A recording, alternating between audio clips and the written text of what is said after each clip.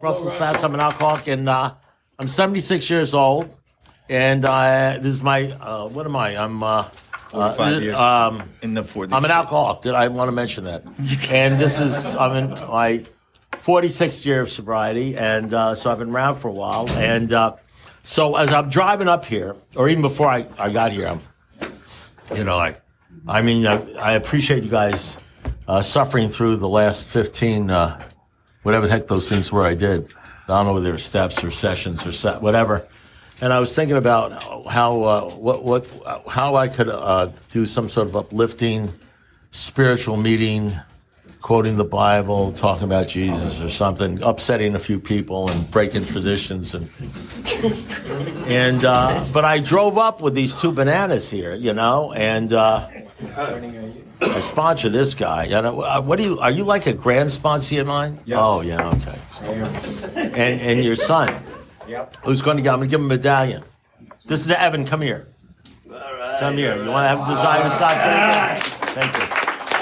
I know this group doesn't hand out medallions, but I wanted to give that to Evan. So he's new, and I'm glad he's here. And we haven't here any new people here. Less than whatever. Yes. What's your name? Adrian, alcoholic. Adrian. How much time do you have now? 26 days. 26 days.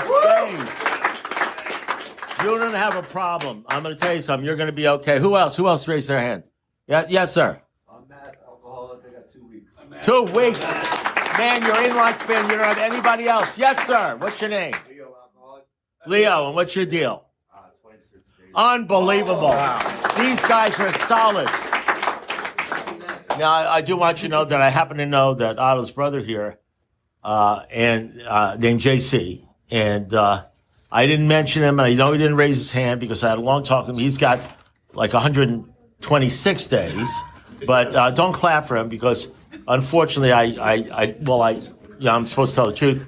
I did explain to him that most people never make it past 130 days. Now, you other guys are good for at least maybe another 100 days or so, but this guy, I'm not sure. So I'm in my home stretch, So in any event, I drove up with these guys, and I met them for dinner, and they got me all cockamamie, and I said, "Oh, what the hell? We'll just have some fun tonight. Can we do that? Can we have some fun tonight? Nothing.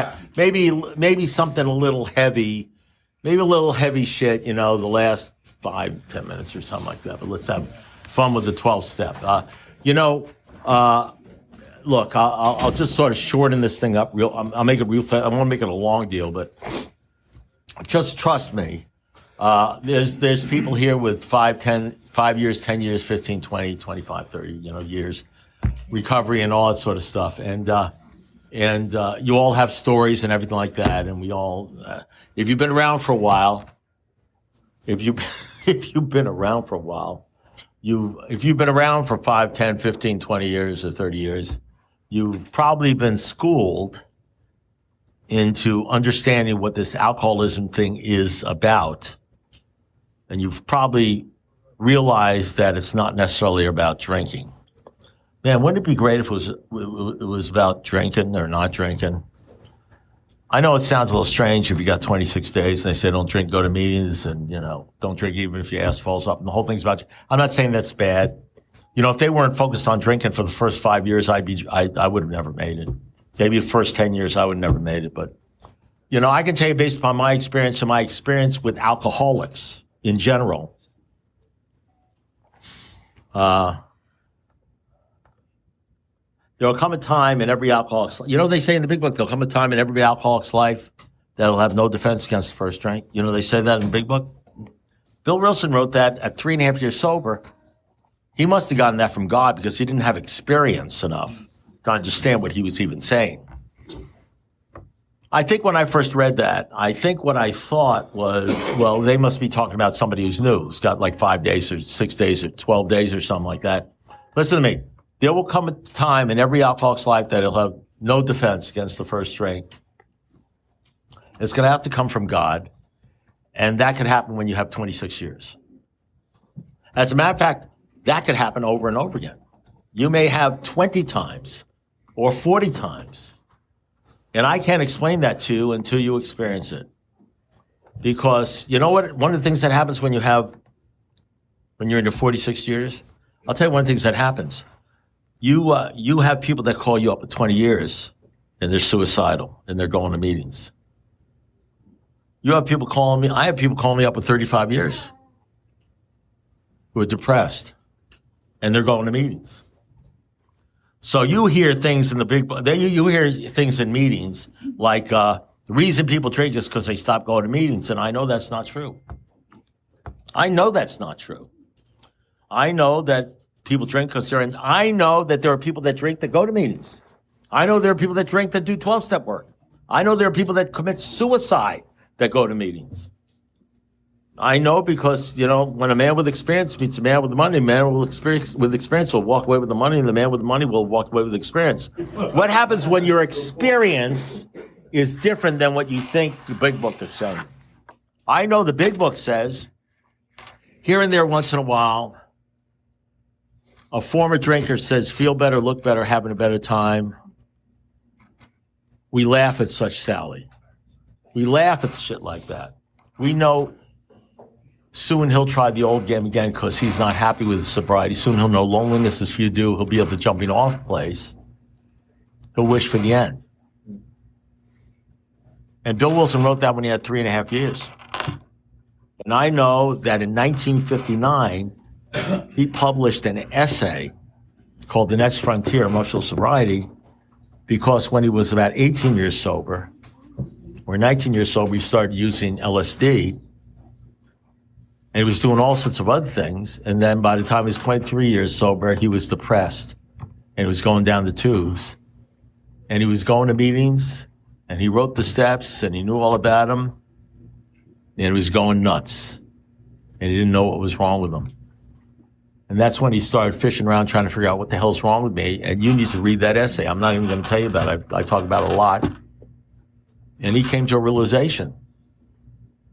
And one of the things he says, I got it all wrong. That's got to make you feel good, doesn't it? That guy you worship, Bill Wilson. You know what? By the way, I don't know if you guys know this. Bill Wilson was an alcoholic. He may not have realized this, but when he wrote that part of the book, that drinking's only a symptom of the problem, the real disease centers in your mind, not your body. That the truth is we really are fucking crazy, that we are insane. So what did you think? Did you think that part where it says, came to believe that a power greater than us would restore us to sanity? So how did you read that? Did you read that? Do you think what it said is, came to believe that a higher power would restore you to sanity after 5 years? Is that the way you read it? Or did you read it, you came to believe that a power greater than ourselves would restore us to sanity when you get double digits, when you get 10 years? Or when you get 15 years? When do you get restored to sanity? Did you believe the part where it said, somewhere in the big book, I think it's nice up, we have now been restored? Did you believe that? What do I do about those guys that start drinking at 22 years? What do I do when the guy calls me up? What do I do with the guy in the room who has 15 years and drinks again? 5 years and drinks again? 25 years and drinks again? What do I do with a Bill Wilson who at 20 years has taken LSD, cheating on his wife, writing essays saying I got it all wrong, I was too dependent on AA, I got the whole thing? What do I do with that stuff? How do I fit that into the AA formula? I don't even think you really start getting sober or even realize what you're involved in until you have 10 or 15 or 20 years. I don't think you have a clue how insidious this disease is, how it can just destroy you as soon as you start feeling, as soon as you start resting on your laurels, I don't think you realize what's going to go on as soon as you think you've beaten this thing. What happens if you're depressed or you're scared or you're anxious and you've got 10 or 15 or 20 years and you're helping people, and because you're helping people, because I believe intensive work with alcoholics can to a certain extent ensure not drinking, what do you do when you have time and you're doing everything you're supposed to do in AA. You're not one of these guys that stop going to meetings and you're not happy with your sobriety. So what do? So you double up on your meetings. Okay? You go to one meeting a day, or maybe 2 meetings a day, and you don't drink, but it doesn't get rid of the loneliness. What happens when you can't get rid of the loneliness? What happens when you can't get rid of the anxiety? So you go to a meeting to see whether they'll get an answer. What happens when nobody in AA has an answer for you? Because you don't have a lot of people with 30 years saying, I felt like killing myself, and this was the answer. Because they're just saying, don't drink and go to meetings, and you're not drinking and you're going to meetings. What happens when you're doing everything and it's not working? What program do you go to after that? So, when I was first started doing this, I talk about 12-step work, I would have given you a whole different meeting. I got the service meeting and all that sort of stuff. I went up to my sponsor. One of the great things about talking about this stuff for 12 weeks in a row is you get to know me. So a lot of you guys have heard a lot of stuff that I'm going to say, but you get to know me. So I'm the guy who was 3 months sober and I didn't have any money, and I thought myself and my wife were going to be kicked out of our house. Hadn't paid the mortgage in 2 months or 3 months or something like that, and I didn't know what to do. And I'd wake up at 3 o'clock in the morning. Anybody ever wake up at 3? You don't have to raise your hands. Anybody ever wake up at 3 o'clock in the morning worrying about money? Well, I can tell this is a wealthy group, right? You ever worry about money? You ever worry about losing your house to foreclosure, or having a car taken away, or ever worry about your health? Ever worry about stuff? Ever worry about that stuff and it doesn't go away? You ever worry about what do people think about you? How many times can you tell yourself you don't give a shit about what other people think about you when you actually believe that? Do you think you can cure your fear of other people? The Big Book says we'll lose fear of people and of economic insecurity. Do you think that the cure for losing fear of people and what people are thinking about you, and indeed the obsession that you actually think people give a shit, do you think that that'll go away if you tell yourself enough times you don't care what other people think about you? What happens when you keep on telling yourself that stuff and it never goes away? What meeting do you go to for that? Because you see, if you're not drinking, you don't have a drinking problem, do you? You have something called alcoholism. You have how can I be free of not thinking the shit I think, bad thoughts about myself and other people? How do you get rid of bad thoughts about yourself and other people problem? How do you get rid of the thinking problem where you can't turn it off? You can't stop thinking. How do you get rid of the real alcoholism, the stuff that enters into your mind, not your body? So I'm going to talk some fun things. I'm going to talk a little bit about 12-step work. I did all the stuff that we all do, the stuff that we should do, that's important to do, that we initially do because we don't want to drink. We initially do because the sponsor says you need to do this, and we're not humble, but at least we've humbled ourselves enough to that so that we do what we're told. So my sponsor, when I was broken, I was broken, and I couldn't tell him, what am I? I'm a big shot lawyer. I'm going to go to my group and explain to them I have $50 in the bank. I don't have enough money to put gas in my car. You think that's going to fucking happen? Not that I gave a shit what they thought about me, but why didn't I tell them that? Well, because you're an alcoholic, you can't say that if you're sober. So I told my sponsor, I broke down and I told my sponsor. He said, I got the cure for you. Really? He says, yeah. He says, I forgot I was going to get some money. He washed me over the coffee pot, showed me how to make coffee for the group. He said, you're going to be a new coffee maker. I was all set for $1,000 or so. I started saying to myself, I don't think I was clear enough.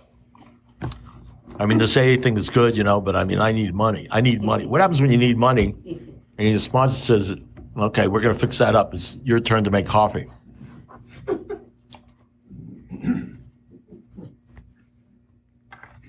So you learn over a period. The reason why this thing doesn't really work seriously, you don't get serious about things like the 6-step.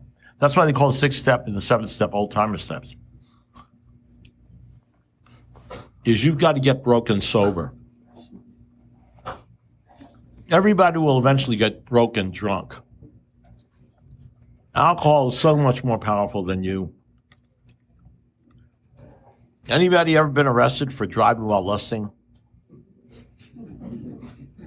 Driving while cheating on your wife? Driving while fat?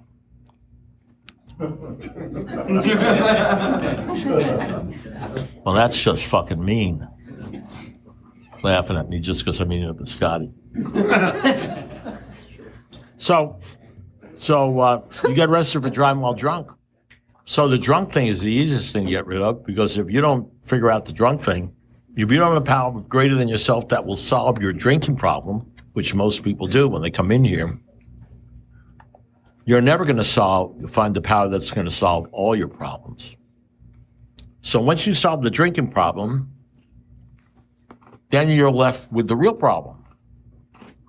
Your thinking, your brain, because you're insane. So they tell you, well, there's a power greater than yourself that can solve all your problems. Somewhere along the line, when you keep experiencing the same thing over and over again, sober fear. Anybody ever been scared sober? I mean, been sober and you ever been lonely and scared? Lonely sober, depressed sober, filled with self-pity sober, comparing yourself with others sober. You ever have conversations with yourself like this? I'm such an asshole, I ought to kill myself. You know, I'm such a piece of shit, I'm never going to be okay. You ever do that sober? So I guess for you guys who are sober in AA, I guess fucking sober ain't the answer to your problem. Is it? Oh, yeah, you can buy into the stuff like, you go to meetings so you don't drink, which is true. And I think it's also true, if you don't go to meetings, you'll probably drink. But I think you could drink going to meetings. I think you could drink doing the stuff. I could drink do that. I think that this disease laughs at people that think they've got it beat if all they have to do is do these things. And everything's going to be okay. Because then you become a real baffled life. You know, what did Dr. Bob say? He said, if you're an atheist and agnostic or have some sort of intellectual pride that keeps you from understanding what we're really trying to tell you here, I feel sorry for you. Your Heavenly Father will never let you down. And one of the things that happens is sometimes every time you get a medallion, in one sense, it kind of screws you up. It really does pump you to have 10 years and 15 years and get a medallion. What happens if the longer you're sober, the worse it gets up here? The worse it gets up here. What happens when you get to the point where you're 15 or 20 years sober and you're talking to groups and you're sponsoring people and you're lonely and you're suicidal and you're feeling sorry for yourself and you can't tell anybody and you can't even talk to anybody about it because you're the guy with the longest time in the group? Not that you give a shit what other people think about you. So those are the people I deal with. I mean, it's not that I won't. I mean, I'll help a drunk. I mean, I can tell you about the old days and the drunk and all this stuff. Not that I won't help a drunk. But at this stage in my life, my calling mostly seems to be people calling me up with 10, 15, 20 years who hears my talks or something like that and say, can I talk to you? And they're as crazy and as Looney Tunes, as insane as somebody with one day. But they've got 20 years. And not only that, they're a baffled lot. They have no clue as to what the problem is. They have no clue as to what the solution is. They'll try to tell you, they'll say, well, I know it has something to do with the fourth. I know. I says, well, I say, if you know all that, what do you need to call me up for? You called me up to tell me this is your problem and also to tell me you know what the solution is? Well, if you know what the solution is, why are you calling me up? And what's the point? I mean, listen, God bless you. I hope you're okay, but I could be doing other things instead of listening to your problems. I could make myself a, grilled cheese sandwich or something. What do I have to listen to you? Why don't we try it this way? Why don't you call me up and say, this is what's going on. What do you think I ought to do? How about that? Why don't we do it that way, okay? I know it's kind of hard to do that when you got 20 years and you think you know everything.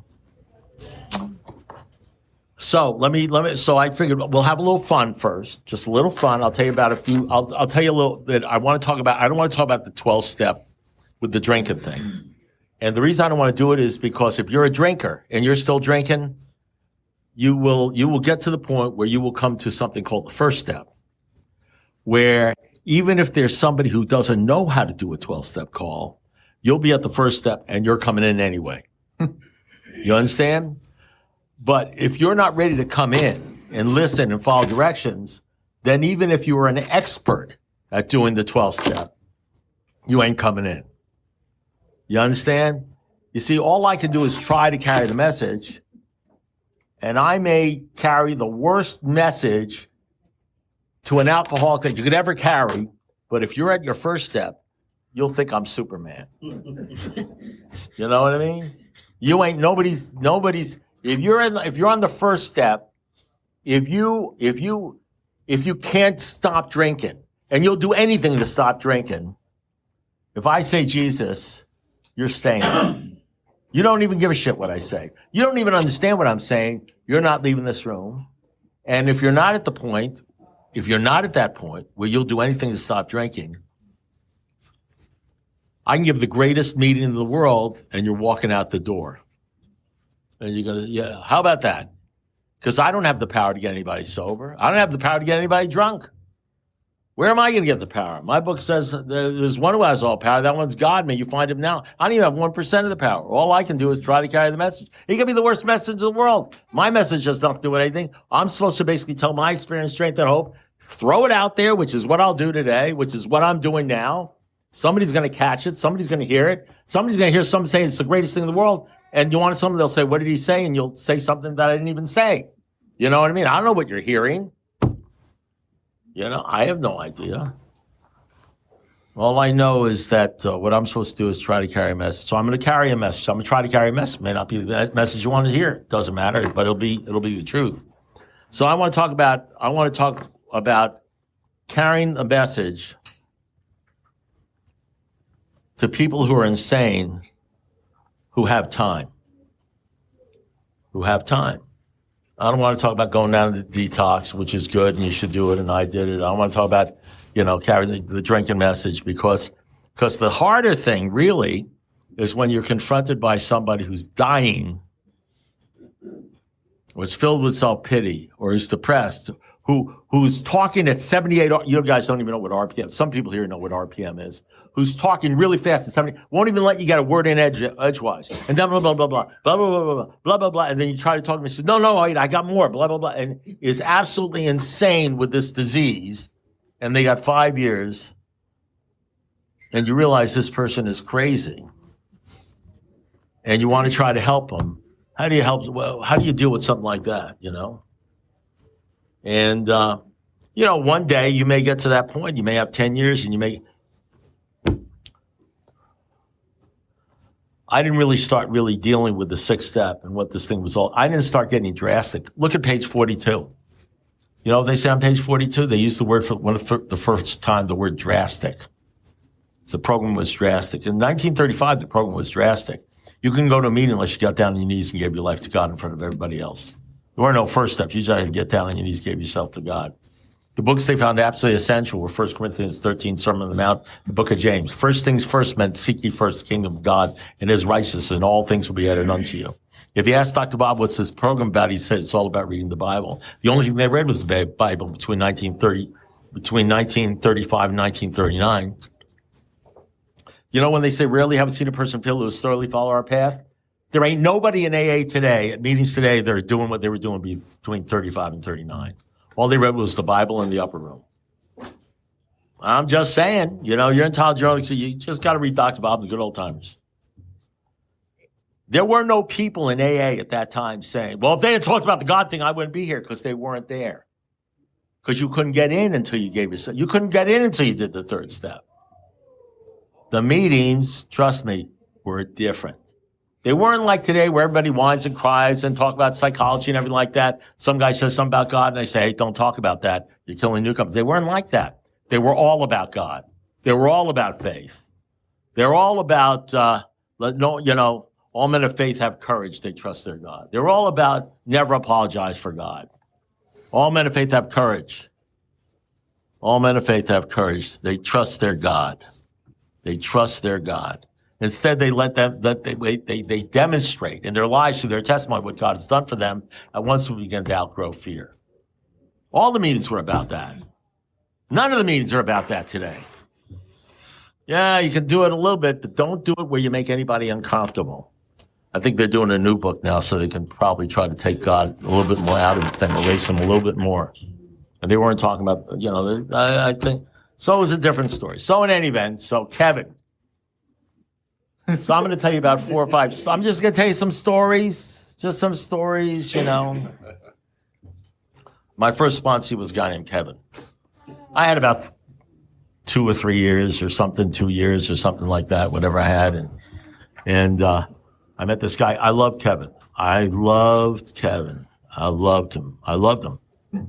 And, man, I'll tell you, I don't have enough time to tell you about Kevin, but I love this guy. And he was my first sponsor. And as a matter of fact, he called me up and I can't remember how we first met, but I love this man. And I was married, had a couple kids or something like that. And he called me up and he had drank again. And he says, Russell, he said, I'm out here, by the bus station, he says, I'm drunk and I don't have no place to go and I've got no place to live or anything like that. It was like at 1:00 at night. I think I was doing relay or something. I was doing relay for 8 years. I did relay. So if you were in Miami or wherever you were and you called up Alcoholics Anonymous on any Friday night between 9:00 at night and 9:00 the next morning, you got me. So for 8 years, nobody got into Alcoholics Anonymous. That's but I got to speak to a lot of drunks, You learn a lot when you speak to drunks, So, Kevin called me up. And he said, Russ, he says, I'm out here by the bus station or the train station. I can't remember what he said. He says, I got no place to go. I can't stop drinking. I need help. And I said to him, and it was like 1:00 in the morning or 12:00 in the morning. I said, well, let me ask you something. I said, Kev, I said, are there any bushes around the area? He says, yeah, there's some bushes. I said, this is what I want you to do. I said, I know where you are. I said, I can't get you now, but if you go and sleep in the bushes, I'll pick you up tomorrow morning at 9:00. And he said, okay. And he slept in the bushes. And I picked him up at 9:00 and I brought him home and I did the cardinal sin. They tell you not to do this. I love this guy so much. I said, you can stay with us in our home. He stayed with us for 6 months in my home with my wife and kids and everything. And he was the greatest guy. We went to meetings all over the place and he was sober and they went to a meeting and he met a gal. He met a gal. Don't get ahead of me now, Braden. And, as far as I know, she's still sober. And she had like about 13 months. And he moved in with her. And he had about, 7 or 8 months. He put some time together. He was going to meetings all the time. And he met this guy. So with this gal. And one day he calls me up. And he says, Russell, you wouldn't believe what happened to me. I said, what's that, Kev? And he said,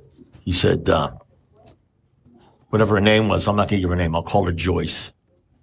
Last night, while I was sleeping, I was about ready to go to sleep, she tried to stab me in the back with scissors.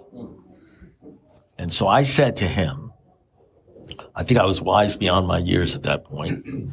I said, Kevin, when a woman tries to stab you in the back with shears, that's God's way of telling you you really need to move. And personally, even now in my 46th year, I don't think that was bad advice. Personally, I don't think it was bad advice.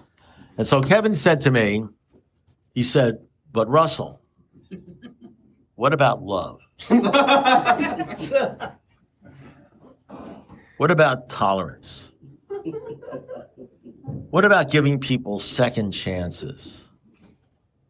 What about forgiveness? You know, what about those things?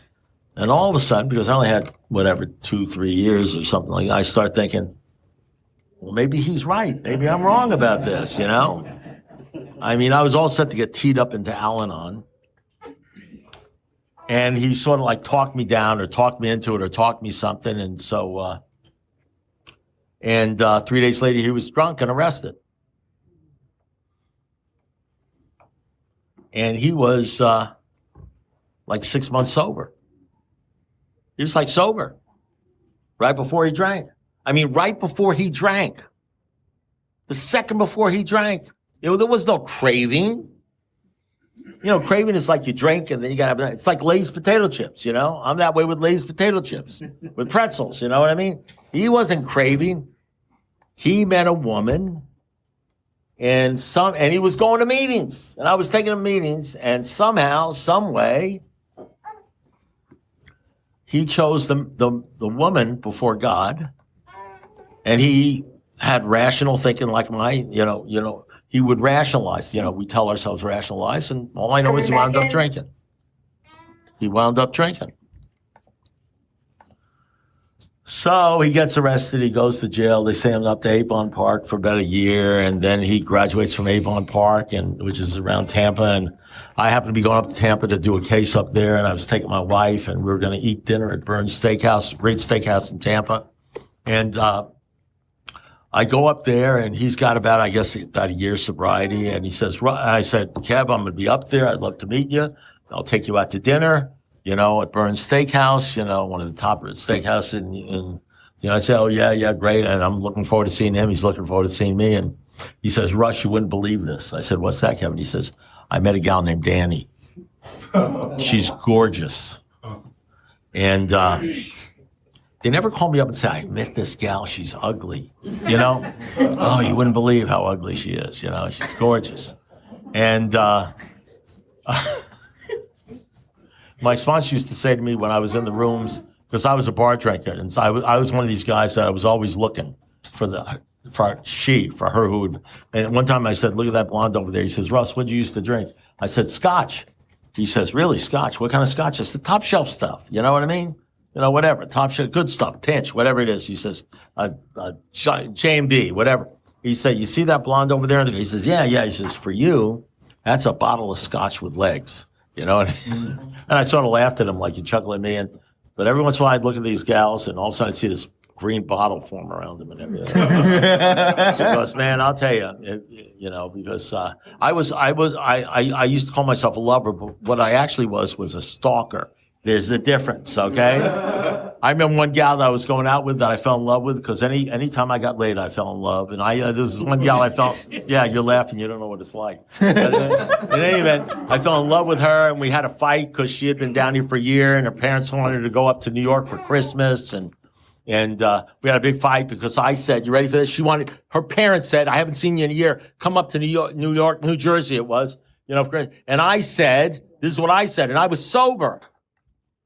I think I was sober. No, maybe I wasn't. I don't know. But the bottom line is we had a big fight. And I said these words. What about me? What about me? Because when it comes down, it's always what about me? And we had an argument. She went up to New Jersey to be with her parents. And I was stuck down here with myself.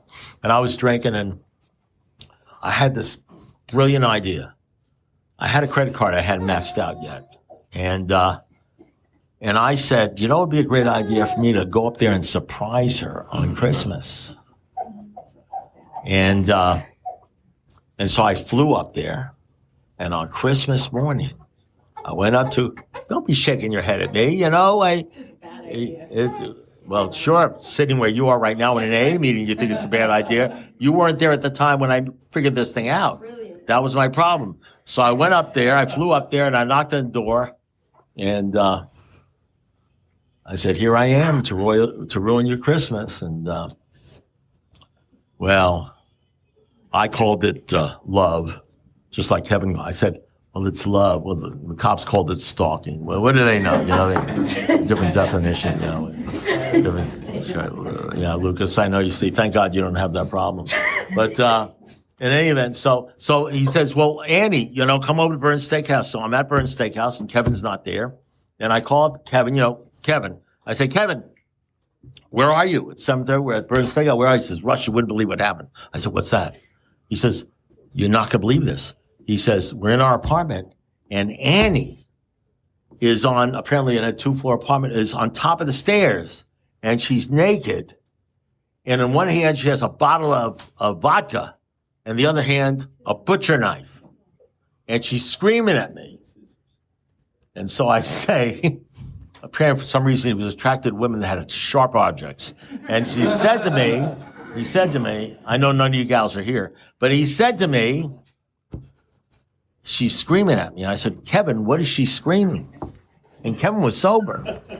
He said he'd been in jail he was sober. He went through the whole program. He said, "She's screaming, 'Leave!'" I said, "Kevin, you need to listen to me. Don't get ahead of me. Don't get ahead of me. I think I said something that was the wisest thing, even though I only had, about 4 or 5 years or whatever I had at that time." I said, "Kevin, you need to listen to me. You need to leave." And he said, "But what about love? What about tolerance? What about second chances? Don't we give people second chances? What if she kills herself when I leave?" And I said, all of a sudden, I heard someone in the background. He says, "What's that?" He says, "She's screaming at me." I says, "What is she screaming?" "She's screaming at me to leave." I said, "Kevin, you need to leave." And he said, "Well, I can't do that. She might hurt herself." And the next thing that I know is the next day he was arrested and back in prison again. Now, of course, that's understandable, but I got a call from another guy and had about 5 or 6 or 7 years, and he was a very intelligent guy, very sharp guy, top dog, CFO, CEO. And he was calling me, and I sponsored him. He called me up from Romania. I get calls from Romania from these people. He said, "Russ, I'm over here in Romania." And I don't know what I had, about 6 or 7, 8 or 9 years in Romania. So, "Yeah, what are you doing?" He says, "Well, I came over here to investigate a particular business, for a client who hired me to investigate a business." And he says, "Russ, you wouldn't believe it." He says, "The thing is all fraudulent. It's a total fraud to get money from the government. It's a total fraud. There's no business there. It's fraudulent to get millions of dollars. And I'm supposed to report on this and everything. It's a total fraud. It's a crime in Romania." And I said, "Joe, let me ask you a question." He said, "What?" He says, "I got to give a presentation on this tomorrow to the bank." I said, "Let me ask you a question. Can you check for me and tell me when the next plane is that leaves the country?" And he said, "We says already know that. It's tomorrow at 6 a.m., before I'm going." He says, "This is what I need you to do. I need you to be on that fucking plane." And he said, "Yes, but Russell, I need to give this presentation." And I said, "Didn't you just tell me the whole thing's fraudulent?" He says, "Yeah. And he wants you to give a presentation to the bank so he can get the money." He says, "Yeah." I said, "How would you like to, jail is tough. How would you like to spend the next 10 or 15 years in a Romanian jail?" Unlike Kevin, who would not listen to me, this man, I have to hand it to it, had enough sense to get on the frickin' plane. And he had a few years sobriety. And he was a smart guy. You understand what I'm saying? And because of that, he's still sober and he's not in a Romanian jail. Although, quite frankly, he's not that well off. He probably should be in a Romanian jail. You know what I mean? So what happens when what happens when you hear stuff like that from somebody who's got advanced degrees and they're sober 3 or 4 years?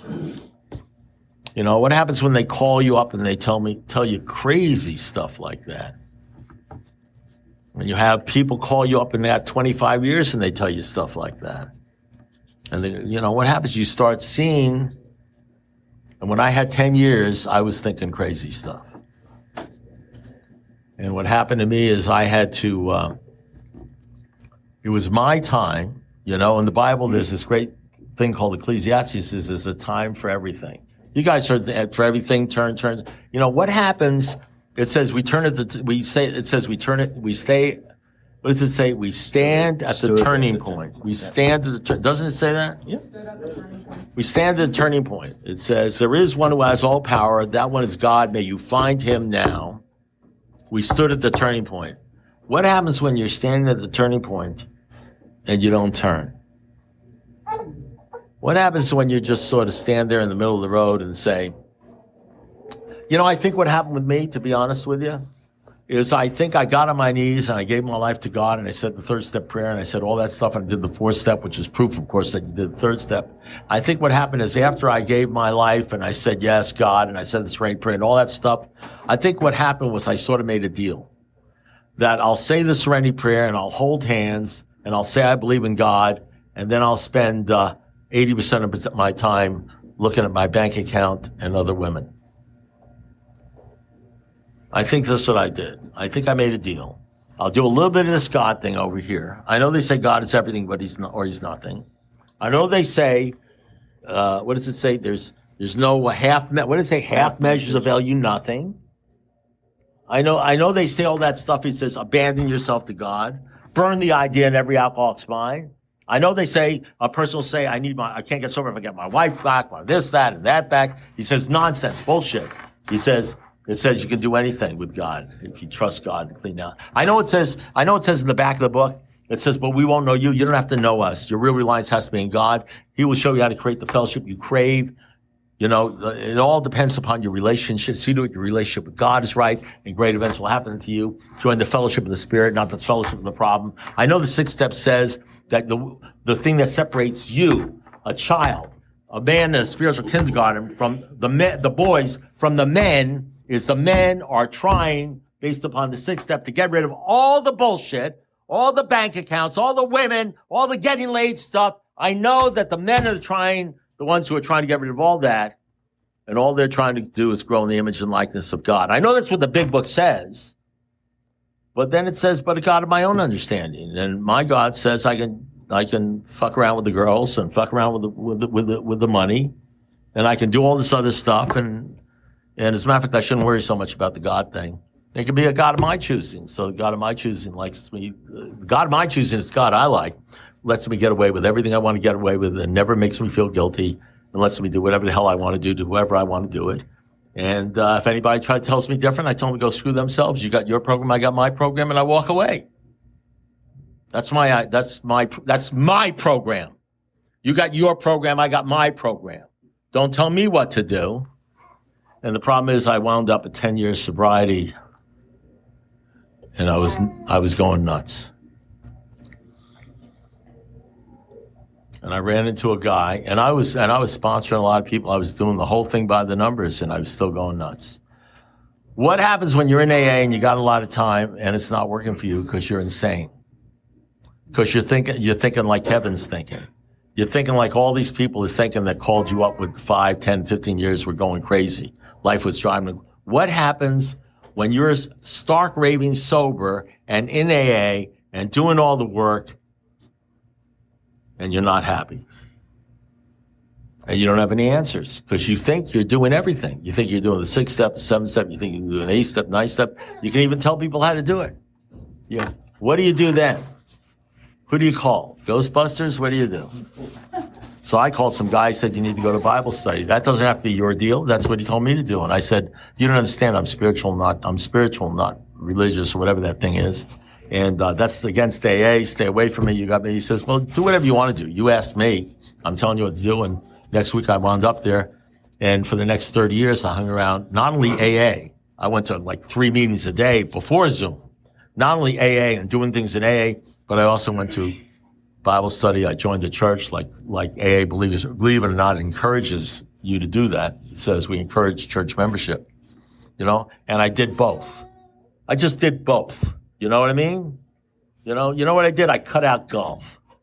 I cut out 4 hours on the golf. I did both. I cut out something. It's my choice. And I decided to focus on God more and get serious about this shit. I'm not saying you have to do it. You do it. Listen, you got your program. I got my program. You do whatever you want to do. I don't care. The bottom line is, what happens when all of a sudden you start changing and you start turning your life over? In other words, you don't turn things over. We all turn things up. Turn it over. What happens when you start learning? What happens when you start living a turned over life? A guy told me once, Russ, if by the time you're 25 or 30 years old, you don't have a true purpose in life, a godly purpose in life, a true purpose of life that satisfies you, you're going to be a neurotic. And by the time I got here, I was one neurotic son of a bitch. I mean, what's my purpose? My purpose is to, money, power, romance, a new car, a job, a woman, a this, or that. What's my purpose? To lose 20 pounds on the scale? What happens when my purpose is not good enough to make me feel like I'm worth something? What happens is no matter how much I do, deep down inside, I feel like I'm a worthless son of a bitch, and I have no idea why I'm on the planet. So what happens when you turn yourself over to God, and you start focusing on that stuff that everybody's trying to run away from because they want to do whatever the hell they want to do? They run to the dark because basically they want to live the same life they lived before they came into AA. A willful life. What does it say? What does it say in the big book? It says selfishness, self-centeredness. That we think is the root of our problem, driven by 100 forms of fear, self-delusion, self-seeking. We step on the toes of others, they retaliate. Assuming without provocation, we learn that the reason we have problems is because we've made decisions based upon ourselves, which put us in a position to be hurt. So we think an alcoholic is self-will run riot, though he usually doesn't think so. What happens when you're 10 years sober and it's all self-will run riot? And you do whatever the hell you want to do. And if anybody tries to tell you different, you ain't listening to anybody except yourself because you got 10-year medallion in your pocket. And the only problem is you don't realize is you're going downhill. And you have no excuse not to do it because the truth matters. You're sober 10 years. And so you're like a big shot. You know what I mean? And then all of a sudden at 15 years, you're drinking again. At 22 years, you're drinking again. You don't even know you're going downhill. What happens when the disease catches up to your sobriety? What happens when you're doing just enough AA to run a little bit ahead of the disease, and then one day the disease tackles your ass and overruns you because you think you really are doing this thing and you haven't turned it over. And then what happens when you do turn it over and you start doing the drastic shit, the real believing shit, and then you start growing the image and likeness of your creator? And what happens if you do that? Not that you get perfect, but just like it says in the 6th step, we don't settle. And you find yourself with a purpose in life, and your purpose sounds sort of like what they say in the big book, to be a max of service to God and other people. And what happens when you don't have a bucket list, and you don't need a new car, and you don't need a new job, and you don't need to do anything? What you really need to do is treat everybody like they have a broken heart, because they probably do, and try to help people. What happens when your only purpose in life, and what happens when you start doing that and doing whatever you can to help another human being? That's your whole purpose in life. And what happens when what happens when you do that, not to stop drinking, because drinking has nothing to do with just because you love other people.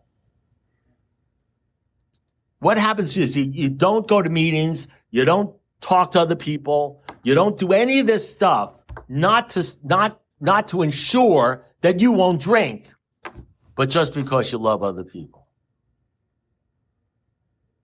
Because you have a God of your understanding, who you understand, and you love him, and you're grateful to him, or like Bill Wilson said when he first started, before he lost it. You know, remember his presence was blotted out by the sunlight of the Spirit, but blotted out by worldly clamors. What happens when the worldly clamors, you can turn to God, and the worldly clamors go away? And he's not blotted out. And you can say what Bill Wilson said at 10 or 15 or 20 years. The Lord has been so wonderful to me, curing me of this terrible disease. I got to keep talking about it and telling other people. What happens when your purpose turns into that? And you're not running around and doing service and all that stuff because you don't want to drink, because drinking has nothing to do with it. AA doesn't even have to do with drinking anymore, as far as you're concerned. You're doing it because you love other people and you love your God, and you know that's what he wants you to do. And all of a sudden, you don't need to buy clothes, you don't need new shoes, you don't need a new car, you ain't looking at the women, you're not looking to cheat on your wife. All you're looking to do is try to help other people. You know, what happens when that works? Instead of conforming yourself to what you think this thing is all about, you become transformed. You allow God to transform you. What happens with that deal? And then all of a sudden your whole life becomes the 12th step. Trying to carry that message to other people and practice the principles. The real principles of the big book. You know, not this is how you do the 4th step, this is how you do the 5th, you know, which is all based on the Sermon on the Mount, by the way. You know, what happens when you really start living the principles and living the big book and living the steps? You know, I'll tell you, you don't have to worry so much about the neurotic thing. What happens when you get rocked in the 4th dimension of existence and know heaven and begin to know peace, when your life gets peaceful? Well, how does that happen? Does that happen in 10 years? When does that happen? You know? So, that's all I have to say. So, we got 5 minutes or 6 minutes for you to hear what you guys have to say. I always like hearing about you guys. So that's it. Thanks, Russell.